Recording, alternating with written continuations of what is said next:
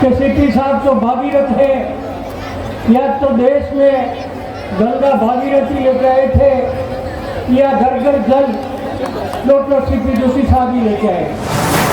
सुकड़िया साहब के बाद अगर राजसमंद जिले में कोई बड़े काम हुए हैं तो वो सीपी साहब के हस्ताक्षर से हुए हैं। मैं के दावे के साथ कह सकता हूँ कि राजस्थान में किसी एक विधानसभा में इतना तेज गति से निकास हुआ तो वो राजस्थान में नाथद्वारा विधानसभा है। तो प्रधान साहब ने वापस कहा, सीपी साहब सुन रहे थे कि ये सीपी साहब को सड़क में जो खड्डे हैं वो भी बताते आना। सिंह कह रहे थे तो 20 साल से हमारा विधायक नहीं है, मैं कह रहा हूँ 30 साल से हमारा विधायक नहीं है। हम सिर्फ विधायक बनाते हैं, पर ये अपनी काबिलियत से मंत्री बनते हैं, विधानसभा अध्यक्ष बनते हैं, सरकार से काम खींच के लेके आते हैं, और यहाँ के मुख्यमंत्री भी जब आते हैं तो स्टेज से कहते हैं कि सीपी जोशी मेरी कमजोरी है, इनको मैं मना नहीं कर सकता। वो आदमी एक स्वर में बोले कि यहाँ तो सीपी है तो छाता है, बाकी सब वाता है।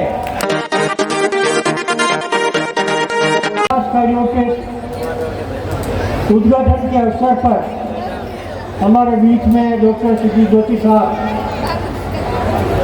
अध्यक्ष राजस्थान विधानसभा पधारे। सबने पूर्व वक्ताओं ने सीपी साहब ने विभिन्न विकास के कार्य किए, उनके बारे में बताया, और आपने भी सुना। आपने क्या सुना? पूरा प्रदेश और देश सुन रहा है कि विकास के मामले में सीपी साहब का कोई सानी नहीं। वो दूर की सोचते हैं और अगले 50 साल तक की व्यवस्था होगी उसकी सोच के योजनाएं बनाते और बड़ी योजनाएं बना के जनता को लाभ देते हैं। चाहे आप राजस्थान के मंत्री के रूप में बागेरी नाका बनाया तो उसका लाभ नाथद्वारा विधानसभा में नहीं मिला, और रेल मंदिर में भी मिला, राजसमंद में भी मिला, आमेट में भी मिला। यहाँ के गाँवों में भी पानी सीपी साहब ने पिलाया, जबकि उस वक्त आपने इनको यहाँ से प्रतिनिधि नहीं चुना था। आपने विभिन्न कार्य किए, पानी के कंबल के बहुत बड़े प्रोजेक्ट आपने पूरे जिले को कंबल से जोड़ा। आपको उपाधियाँ दी गई कि सीपी साहब तो भागीरथ है, या तो देश में गंगा भागीरथी लेके आए थे, या घर घर जल डॉक्टर सीपी जोशी साहब ही लेके आए। इसके बाद भी हर क्षेत्र में आपने काम किया।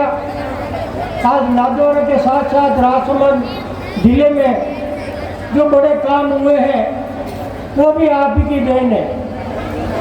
सुकड़िया साहब के बाद अगर राजसमंद जिले में कोई बड़े काम हुए हैं तो वो सीपी साहब के हस्ताक्षर से हुए हैं।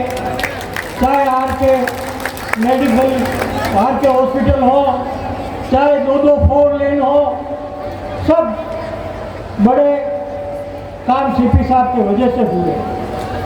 अब नाथद्वारा में काम तेज होता है, एक बार आप भिलवाड़ा बना जाते हैं, एक वोट से रह जाते हैं यहाँ, और नाथद्वारा वालों को पता चलता है कि हमसे बहुत बड़ी गलती हो गई है, और वो लगातार 5 साल तक अनुनय विनय करते हैं कि नहीं आप वापस पधारो, नाथद्वारा से लड़ो, और आप नाथद्वारा से चुनाव लड़े।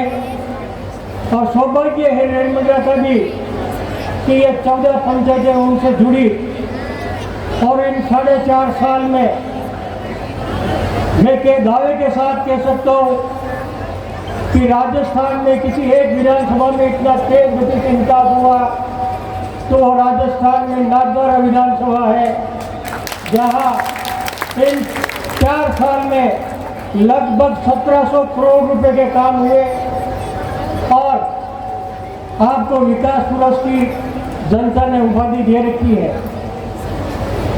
अब काम पे आते।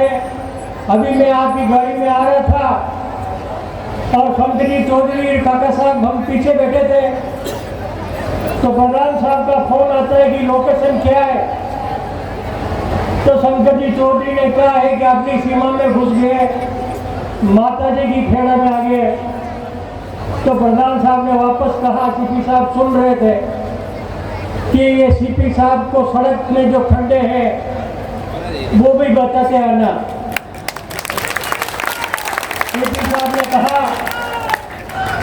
साहब ने कहा कि हरीश जी ये खड्डे देख लो, आपके प्रधान साहब कह रहे हैं कि सड़क में खड्डे हैं। मैं तो यहाँ समझ बनाने के लिए आपको भी 2 बार उतारा, 2 बार और नारायण सिंह जी को, तलसू जी को उतारा, पर आज की जनता ने यहाँ का मेरा समझ नहीं झेला और मेरा समझ नहीं झेलते और अपेक्षा मेरे से करते कि सड़क के खड्डे देख लो।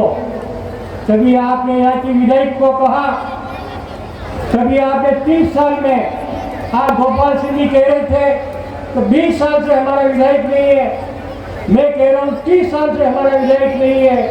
एक बार विधायक 30 साल में हमारा बना था बंसी लाल गहलोत, उस वक्त भी ट्रायंगल फाइट थी, खोईवाल बिजली चुनाव लड़ रहे थे, उस वजह से ये सीट कांग्रेस की झोली में आई, वरना लगभग 90 के बाद यह कांग्रेस का विधायक नहीं है। जो कुछ भी काम हुए हैं रेल मंडल में, जो कुछ भी काम हुए हैं, मैं भी 2008 में चुनाव लड़ने आया था, या सड़कों की ऐसी हालत थी कि कब हाईवे पकड़े क्रूज के रास्ते से जाए, भले किसी पंचायत पे आना हो, क्रूज लाचा की तरफ से एंटर होते थे तो सड़कें बहुत खराब थी। आज वो स्थिति रेल मंडल में नहीं है। रेल मंडल की सड़कें ठीक हो गई है, रेल मंडल में विकास के आयाम बहुत तेज गति से बढ़ रहे हैं। और सीपी साहब बार बार चाहते हैं कि मेरे से अगर विकास चाहते हो, मेरा काम अगर देखना चाहते हो, तो मैं तो नाथद्वारा विधानसभा से लड़ूंगा, वहाँ का जनप्रतिनिधि बनूंगा, पर यहाँ भी अगर मेरा सहयोगी कोई जीतता है तो विकास का जिम्मा मैं लेता हूँ। और ये अवसर आप बार बार खो रहे हैं, इस अवसर को याद रखिए। नाथद्वारा की जनता से सीखिए आप, उनको पता लग गया है कि हम एक वोट देते हैं, हम सिर्फ विधायक बनाते हैं, पर ये अपनी काबिलियत से मंत्री बनते हैं, विधानसभा अध्यक्ष बनते हैं, सरकार से काम खींच के लेके आते हैं, और यहाँ के मुख्यमंत्री भी जब आते हैं तो स्टेज से कहते हैं कि सीपी जोशी मेरी कमजोरी है, इनको मैं मना नहीं कर सकता। जो काम मांगते हैं वो काम मिलता है। आपके इन 4.5 साल में कोई मंत्री ऐसा नहीं होगा जिसने राजस्थान विधानसभा में अपने विभाग का कोई काम नहीं दिया हो। एकमात्र ऐसी विधानसभा है जिसमें सरकार के 22 विभाग है, 22 विभाग का पैसा इस बार नाथद्वारा विधानसभा में लगा है। आप ठीक है, नाथद्वारा की जनता से एक बार मैं कोई भैंसा कमेंट में मीटिंग थी तो मैं डायरेक्ट राजसमंद से उधर आ गया, तो मैंने पूछा कि विकास के काम तो बहुत हो रहे हैं, पर यहाँ की जनता में क्या रुझान है। तो मैं एक जगह रुका, वहाँ कुछ वृद्ध जन बैठे थे, तो मैंने कहा अच्छा आपको कैसा लगता है, सीपी साहब अच्छे काम करा रहे हैं नहीं करा रहे, आपकी साथा पूछते हैं नहीं पूछे। तो उन्होंने एक स्वर में कहा, 5-6 बैठे थे, 2 आदमी एक स्वर में बोले कि यहाँ तो सीपी है तो छाता है, बाकी सब वाता है। ये उन्होंने नहीं किया, ये उन्होंने नहीं किया, उन्होंने समझ लिया कि हमारे दुख और दर्द में कौन कार्य रखता है, हमारी अगली पीढ़ी के बारे में कौन सोच सकता है, और उन्होंने ढाल लिया है। वो दूसरों को किसी पे विचार ही नहीं करते हैं। जब उनके मन में ये बात आ गई है कि सीपी है तो छाता है, बाकी सब गाता है, दूसरों को भी उन्होंने आजमा के देख लिया है, कोई डर नहीं था। और आज इसीलिए 43 साल से नाथद्वारा में एक बार फिर लहर ऊपर रही है कि सीपी जोशी को वापस विधानसभा में भेजा जाए और बड़ी भूमिका में वापस वो आए और क्षेत्र का विकास करे। मैं इतनी बात कहता हूँ कि अपने पड़ोस से सीखिए, अपने पड़ोस से काम करके जो देख रहे हैं वो अगर आपके एरिया में चाहते हैं कि यहाँ इनका जो सहयोगी खड़ा होता है, जो सहयोगी खड़ा होता है, उनको भी आप जीता के भेजें तो आपको भी उतना का उतना लाभ मिलेगा जितना विधानसभा नागरा मिलेगा। इतनी बात कहते हुए जय हिंद, धन्यवाद। The Maruti Nandan grand Nathdwara स्थित एकमात्र ultra luxurious 5 star hotel. Rajsamand जिले की एकमात्र 5 star hotel the Maruti Nandan grand में भोजन की स्वादिष्ट थाली अब सिर्फ 290 रुपए में। श्रीनाथ जी की नगरी नाथद्वारा में इस सुनहरे अवसर का आनंद अवश्य उठाएं।